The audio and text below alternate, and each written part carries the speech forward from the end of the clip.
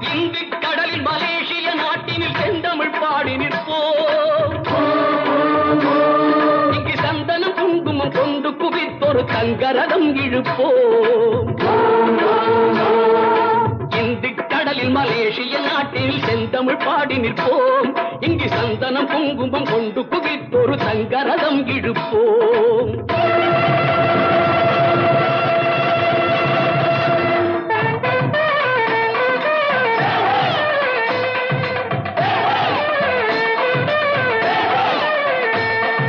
தேவர் கொடியுடை காவலன் பூமியில் சிந்தை கவர்ந்த வண்டி.